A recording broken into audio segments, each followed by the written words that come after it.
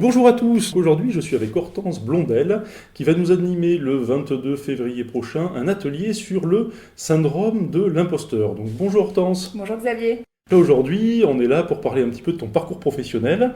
Est-ce que tu peux nous en dire plus notamment sur tes études ? Alors c'est assez lointain, mais je suis diplômée d'un bachelor en commerce international que j'ai fait à Neoma, à Rouen, qui est ma ville d'origine. Donc bachelor international pour travailler ensuite dans des grands groupes ou c'était quoi le but ? Ben ouais, ma volonté, mon rêve à l'époque en sortant de Neoma en 2008, c'était de travailler dans des multinationales à l'étranger. Et finalement, 2008 n'étant pas la meilleure période pour rentrer sur le marché du travail, avec toute cette crise des subprimes, etc. J'ai commencé à Paris, dans l'e-commerce, qui était un pur hasard, mais finalement une grande chance. Et j'ai commencé en tant que traffic manager chez showroomprivé.com. Tu intègres l'entreprise quasiment à ses débuts, elle a que 3 ans d'activité, vous êtes 20 salariés, tu arrives, il y a tout à structurer ?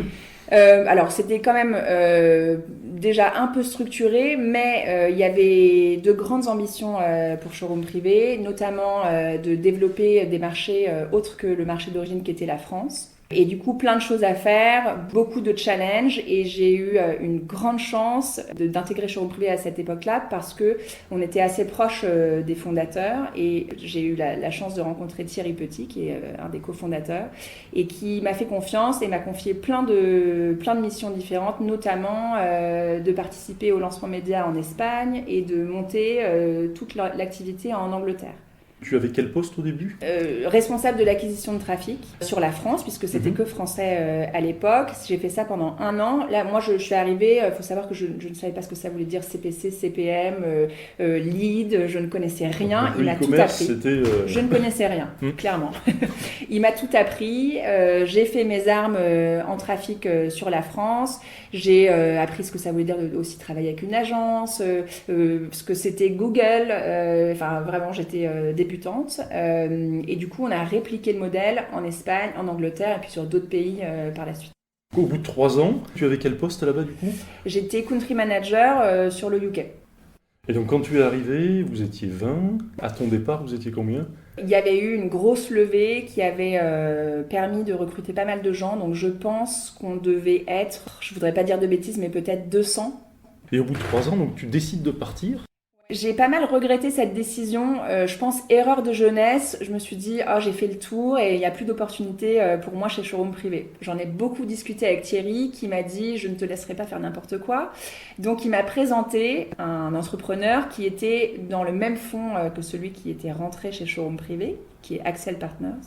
Et cet entrepreneur, Félix Leuchner, il cherchait quelqu'un pour développer sa boîte, qui était une boîte, une marque anglaise, sur les accessoires de mode, sur un modèle d'abonnement.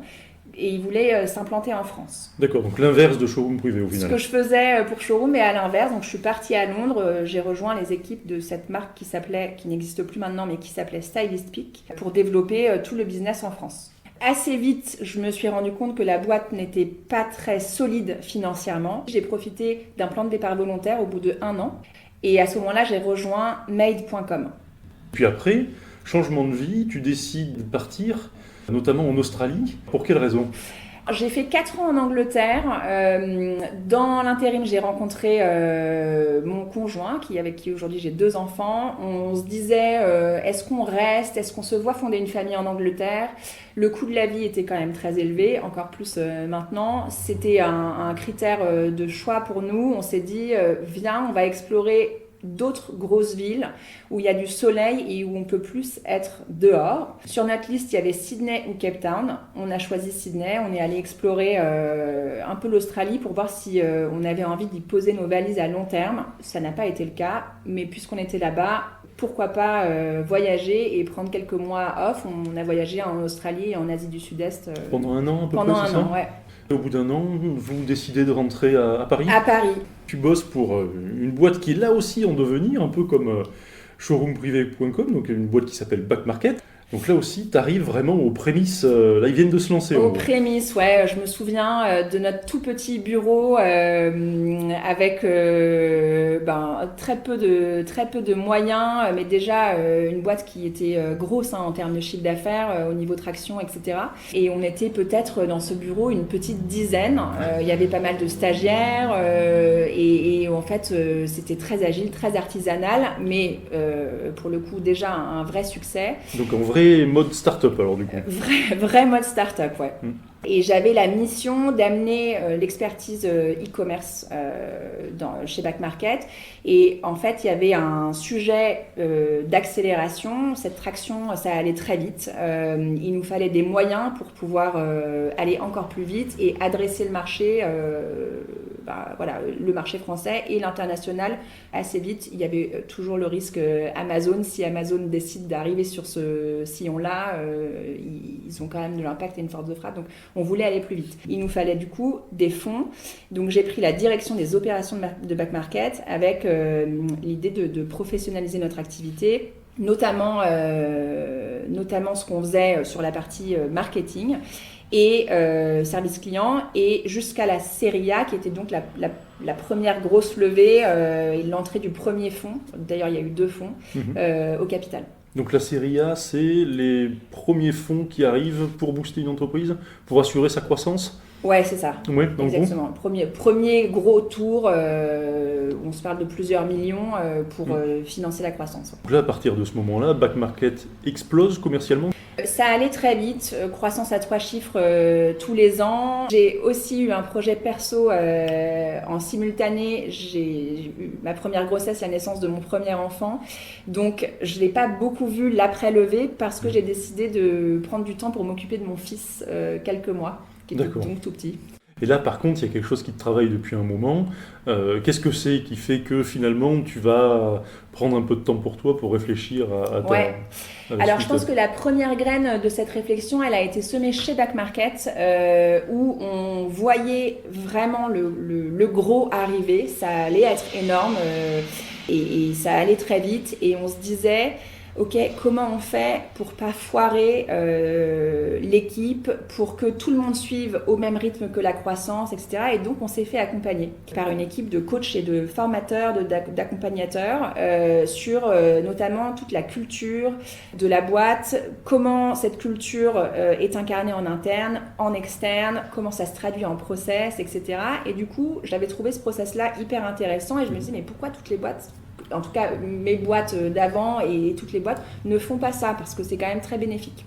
Oui, il y avait le côté humain qui te manquait du coup. Voilà, je l'ai découvert un peu à ce moment-là en tout cas. Donc au bout de 6 mois de congé parental, moi je suis retournée du côté international. J'ai rejoint une boîte qui s'appelle Flowerbox, qui était une marque anglaise qui voulait venir en France. Donc finalement je suis retournée à ce que je faisais avant. Et là c'était peut-être la fois de trop, ou en tout cas cette envie de focus davantage sur l'humain est devenue trop présente. Et le constat, c'était comment on peut être aussi bon sur la strate, aller chercher des relais de croissance, aller si vite, être si agile, etc. et si mauvais pour accompagner les gens qui, souvent, quand il y a hypercroissance, subissent des effets assez violents. Et je me sentais plus très alignée avec la manière de travailler, la manière de faire, la pression qu'on mettait sur les équipes, etc. Et j'avais pas envie d'être cette personne.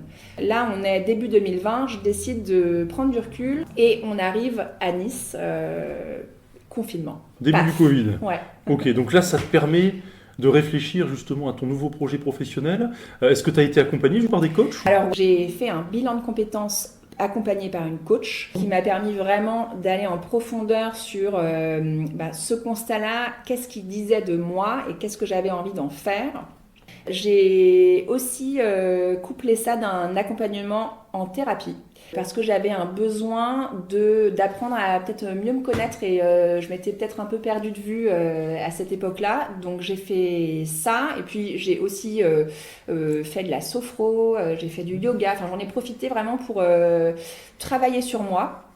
Ça m'a ouvert la porte de l'accompagnement de l'humain et j'ai décidé de me former au coaching. J'ai commencé à parler de coaching et à devenir coach en 2021, début 2021. Je suis certifiée depuis 2022 et j'exerce à mon compte depuis que je suis certifiée, donc 2 ans. Est-ce que tu peux nous parler justement de l'association auprès de laquelle tu Ouais. es affilié? Alors, j'ai choisi de rejoindre une fédération qui s'appelle ICF, pour International Coaching Federation. La mission d'ICF, c'est de faire rayonner le coaching et œuvrer à la reconnaissance du métier de coach professionnel. Et j'ai rejoint depuis, c'est la 2e année maintenant, le comité de coordination de notre antenne, donc l'antenne Côte d'Azur, où je m'occupe de toute la brique impact et comment on peut faire de notre métier, qui est quand même un métier, on a une compétence qui permet de faire bouger des lignes, comment on met ça au service des bonnes lignes. Et les bonnes lignes, donc l'impact, c'est plutôt ce qui répond peut-être déjà dans un premier temps aux objectifs de développement durable de l'ONU. Après ton accompagnement, tu décides de te spécialiser dans quel domaine? Alors moi, j'ai toujours été fascinée par l'entrepreneur, avec un grand E. C'est une posture qui me fascine dans le courage de ces personnes, je pense. J'ai eu la chance de travailler toujours aux côtés directs des fondateurs des boîtes pour lesquelles j'ai bossé. Et donc, ça m'intéressait de passer du côté accompagnement, mindset, posture, connaissance de soi, dans l'idée de je me connais mieux, donc je suis plus déjà capable de me mettre à mon propre service, au service de mes équipes, au service de ma gouvernance. Donc, je travaille en individuel avec les entrepreneurs, les fondateurs et dirigeants sur ces sujets de connaissance de soi, leadership, développement de mes capacités, soft skills, etc. Assertivité, communication, voilà, ce genre de soft skills. Tu abordes aussi le syndrome de l'imposteur avec eux? Ouais, bien sûr. Ouais. Ça c'est un gros poste, un gros accompagnement avec les chefs d'entreprise notamment. J'ai pas eu en tout cas pour l'instant d'accompagnement spécifique que sur le syndrome de l'imposteur, mais il arrive toujours dans les conversations, dans un accompagnement, ouais.